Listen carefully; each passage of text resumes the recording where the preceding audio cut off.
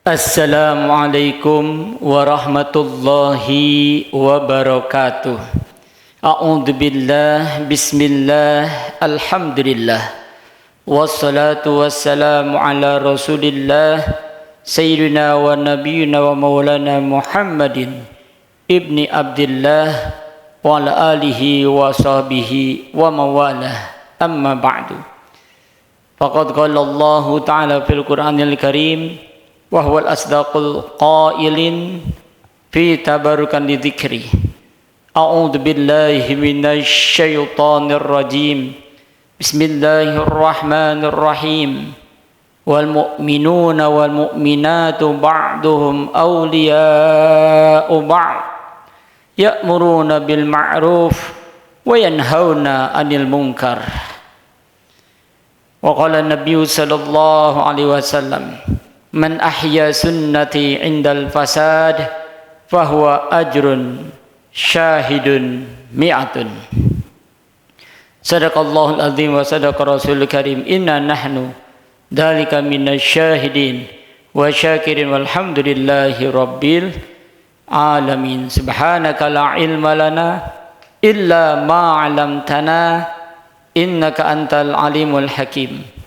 Rabbana shrah lana sudurana wa yassir lana umurana ya arhamar rahimin amin ya arhamar rahimin amin ya arhamar rahimin amin. Wasadid lisani wahdi qalbi bihaqqi sayyidina wa nabiyyina wa maulana Muhammadin sallallahu alaihi wa alihi wasallam.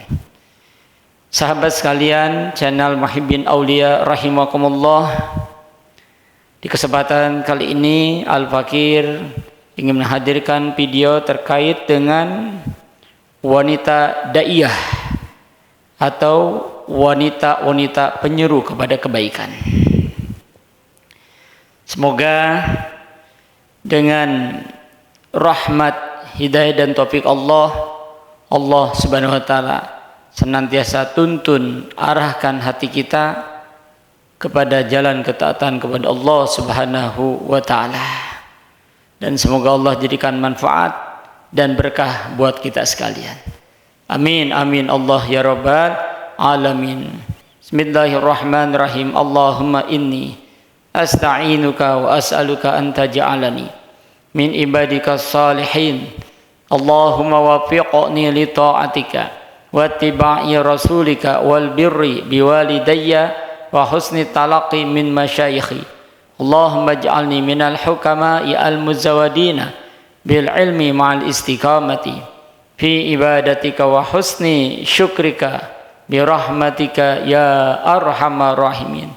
Nawaitu ta'alluma wa ta'lima wa tadhakkura wa tadhkira wa naf'a wal intifa'a wal ifadah wal istifadata wal hatsa ala tamasuki bi kitabillahi wa sunnati rasulihi wa du'a ilal huda wa dalalata ilal khairi ibtigha'a wajhillahi wa mardatihi wa qurbihi wa thawabihi subhanahu wa ta'ala. Amin.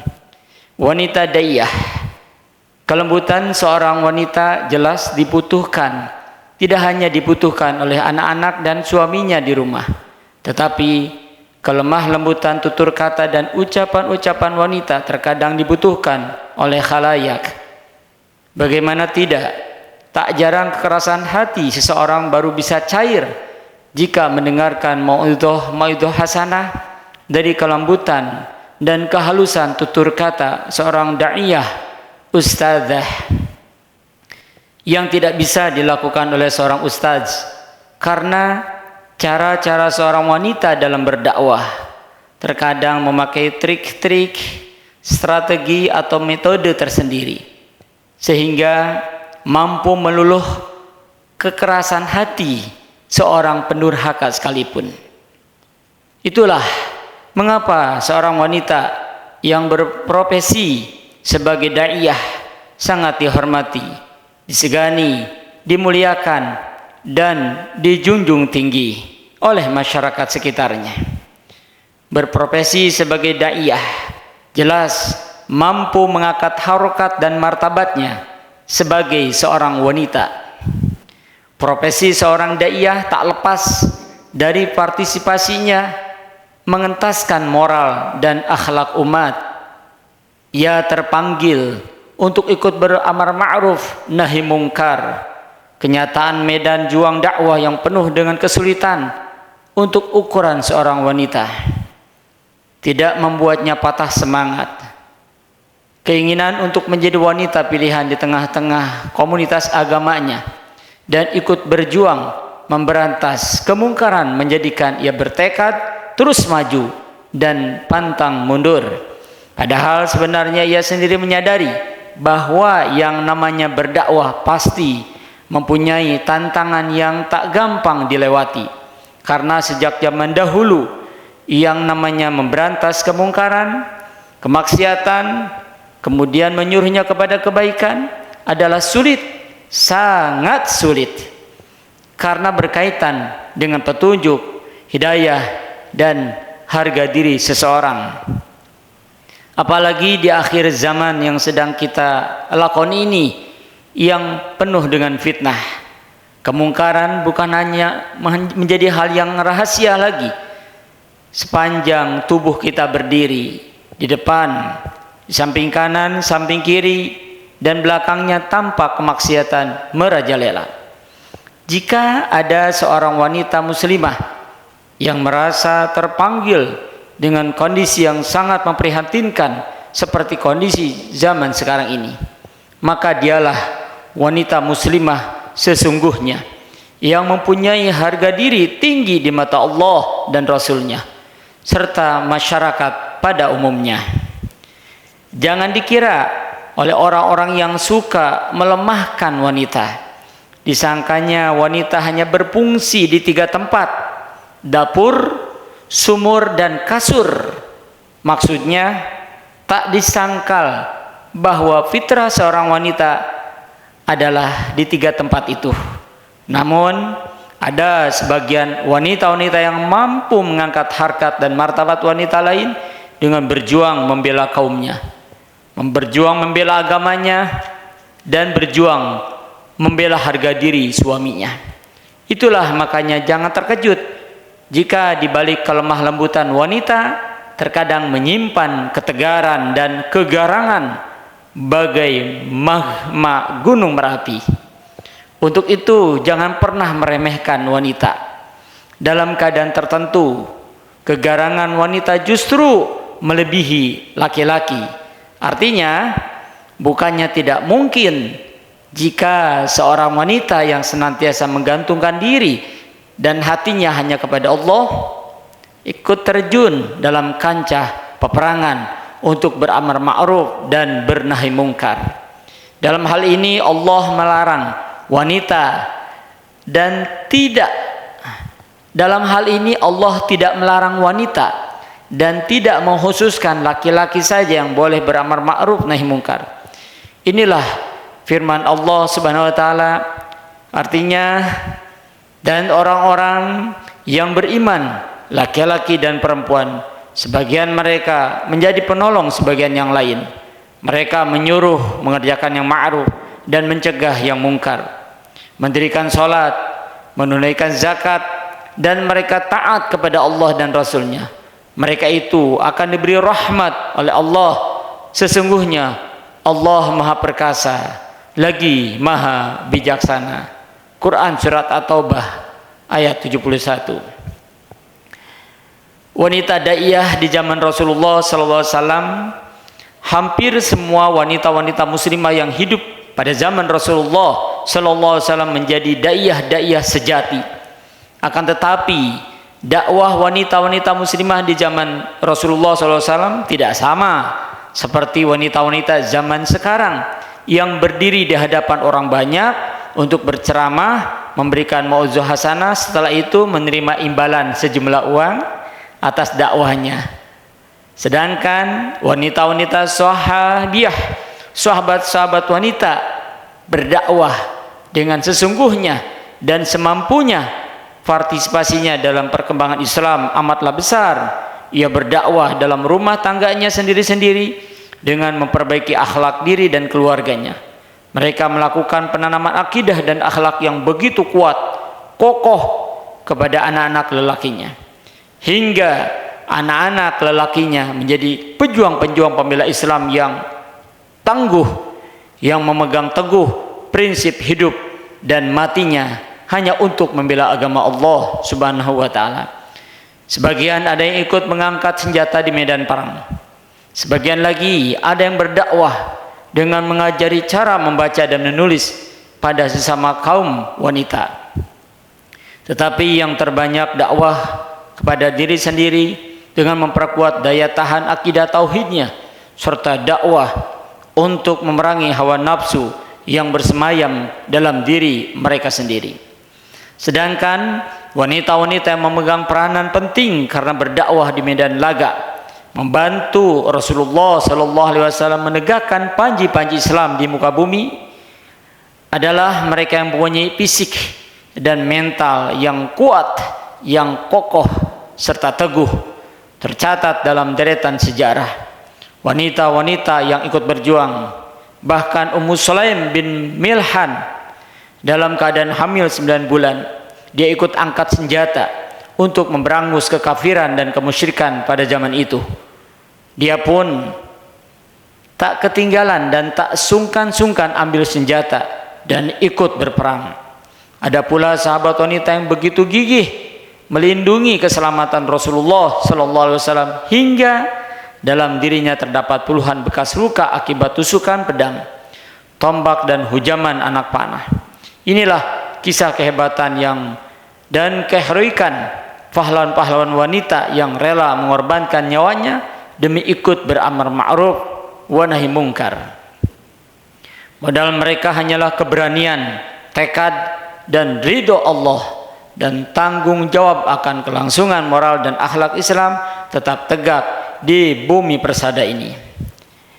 Pada dasarnya tidak semua dakwah harus dilakukan dengan cara berceramah, berpidato dengan berdiri di atas mimbar atau panggung, berteriak-teriak mendengungkan sebuah kebenaran. Berdakwah juga tidak harus dilakukan di medan peperangan, mengangkat senjata, membunuh orang-orang yang kafir, yang menghina Islam, apalagi bagi wanita di zaman sekarang ini. Wanita-wanita zaman dahulu tidak bisa disamakan dengan wanita-wanita zaman sekarang. Jika dahulu wanita mempunyai nyali yang besar untuk beramar ma'ruf dengan mengangkat senjata, maka wanita di zaman sekarang tidaklah demikian. Mereka pasti takut untuk berperang, apalagi jika tidak memiliki keterampilan khusus untuk itu. Dan tidak hanya kaum wanita, tidak menutup kemungkinan laki-laki juga pasti ciut nyalinya jika dihadapkan dengan urusan perang, karena tidak memiliki keterampilan khusus, meskipun itu demi beramar ma'ruf nahi mungkar. Untuk itu seorang wanita pun bisa menjadi wanita yang bermartabat jika ia memulai dakwahnya untuk memperbaiki diri sendiri dan keluarganya. Karena yang pertama-tama harus diperangi adalah hawa nafsu, setan yang bersemayam dalam tubuh, tak terkecuali bagi wanita-wanita daiyah yang suka berceramah. Ia harus memulai ceramahnya untuk menceramahi diri sendiri sebelum menceramahi orang lain. Seorang wanita juga merupakan sosok yang memungkinkan melakukan dakwah terselubung. Maksudnya, ia memberi contoh dengan apa yang dilakukannya, misalnya dengan berpakaian muslimah yang benar, mengulurkan jilbabnya ke seluruh tubuhnya, hingga apa yang dinamakan aurat itu tertutup dengan benar menurut syariat agama. Bertutur kata lembut dan sopan, tidak mengatakan kecuali yang benar, dan sebagainya.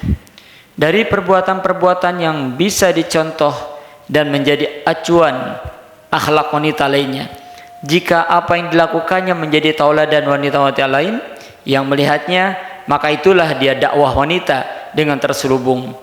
Ia telah ikut beramar ma'ruf nahi munkar meskipun tidak dilakukan secara langsung. Demikianlah gambaran terdekat dan termudah bagi seorang wanita yang ingin berdakwah. Jadi untuk berdakwah, seorang wanita tidak harus menjadi dakwah yang berceramah di atas mimbar. Jika memang tidak memungkinkan untuk itu, wanita yang mampu berdakwah dengan lisannya, berceramah di hadapan layak lebih kelihatan dibandingkan dengan wanita-wanita yang berdakwah dengan terselubung. Namun wanita-wanita yang berdakwah dengan terselubung pun tak kalah hebatnya. Ia di mata Allah. Bahkan dalam hal tertentu wanita yang berdakwah dengan cara terselubung ini lebih mampu menjaga hatinya dari segala sifat tercela yang tersamar. Misalnya sifat ria, senang dipuji, dan bangga dengan kelihayannya berdakwah. Maka dari itu jangan berkecil hati jika seseorang tidak bisa memberantas kemungkaran yang ada di depan matanya dengan tenaga dan lisannya. Cukuplah ia menjaga dirinya, menjaga hatinya agar tidak larut dalam arus kemungkaran tersebut. Mengenai hal ini Rasulullah SAW pernah bersabda, barang siapa di antara kamu yang melihat kemungkaran, maka hendaklah melarangnya, mencegahnya dengan tangannya.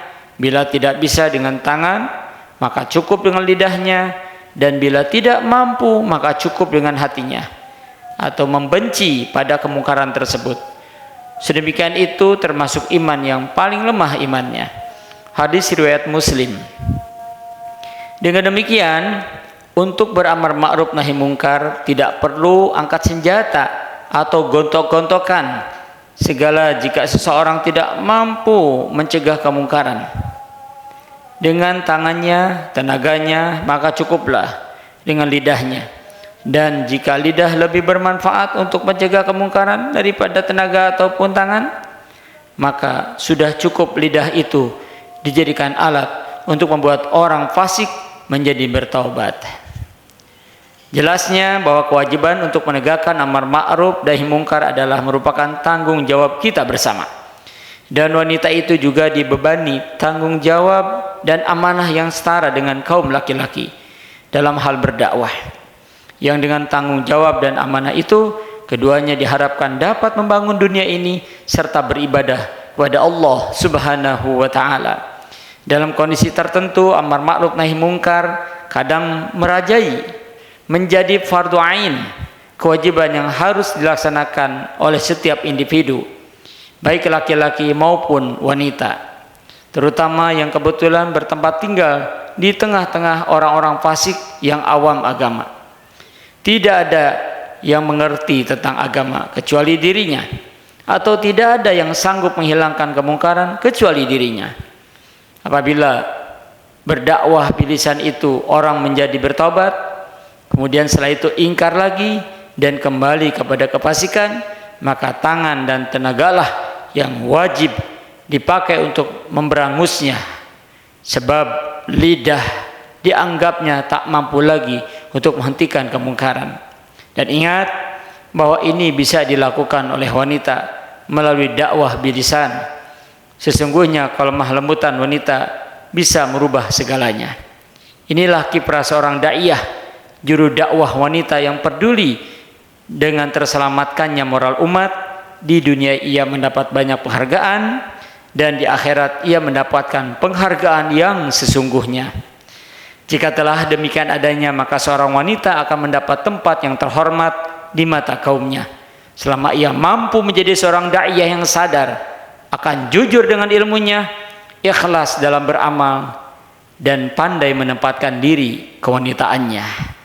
Demikian sahabat sekalian rahimakumullah, semoga Allah senantiasa melimpahkan rahmat, hidayah serta taufiknya. Allah ampunkan segala dosa dan kesalahan kita. Allah sehat afiatkan badan kita, baik lahir terlebih batin. Allah mudahkan dan lancarkan segala urusan kita, dan Allah anugerahkan kita, yaitu nikmat bisa beristiqomah di dalam taat kepada Allah Subhanahu wa taala sampai meraih husnul khatimah. Demikian hadanallahu wa iyyakum ajmain ila siratikal mustaqim. Subhanaka Allahumma wa bihamdika asyhadu an la ilaha illa anta astaghfiruka wa atubu ilaik. Assalamualaikum warahmatullahi wabarakatuh.